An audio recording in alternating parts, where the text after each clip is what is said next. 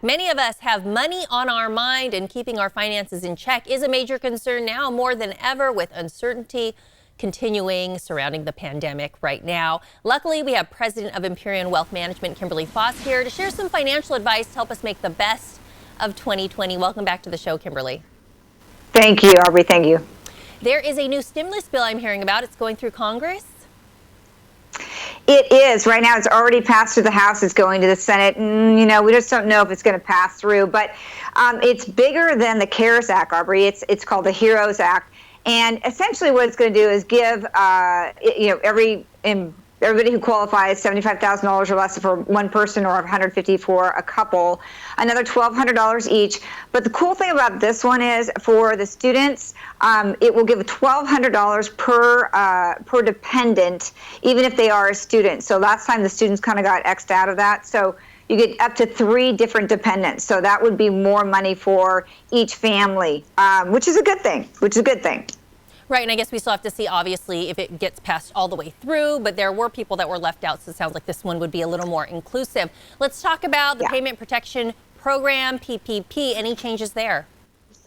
Yeah, with the PPP, the biggest change with the PPP is that they want to, they actually changed it. It's called the PPP Flexibility Act 2020. That actually did get passed by Congress. And what that allows us to do is basically take, instead of 75% of the PPP money that's going to be forgiven, having to go to payroll, it's now 60%.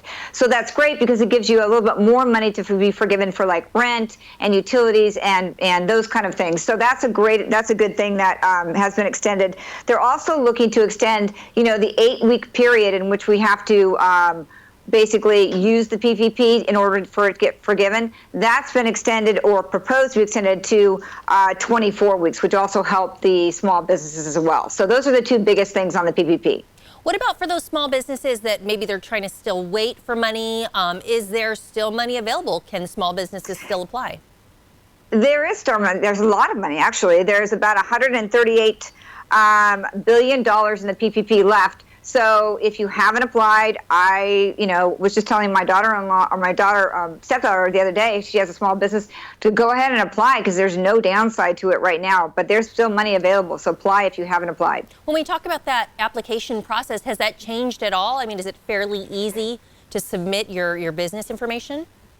It was fairly easy the first time. There has been some changes. What I would recommend is go to the SBA website, www.sba.gov, and look and make sure that everything is there that you're familiar with, and also basically include your accountant or your CPA. That'll make it a lot faster. And also, the biggest critical issue here is make sure you have that relationship with that banker. That is so critical. I can't tell you how many businesses that I talked to that they got their money faster than most other businesses that had a relationship with a small credit union, or had a personal relationship with their banks. The bigger banks that kind of were just a number, like at Wells Fargo, Bank of America, they didn't get their money quite as quickly. They did get their money, but not quite as quickly. So that's the most important thing. Okay, and then last question, are audits something that you need to worry about when you're talking about a PPP loan application?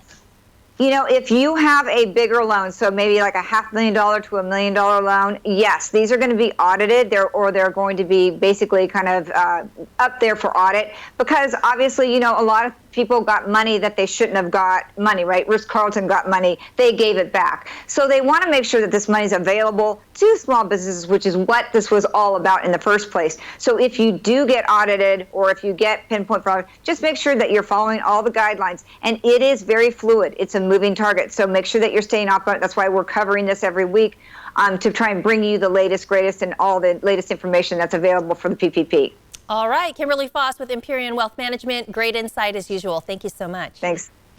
This interview involves commercial content. The products and services featured appear as paid advertising.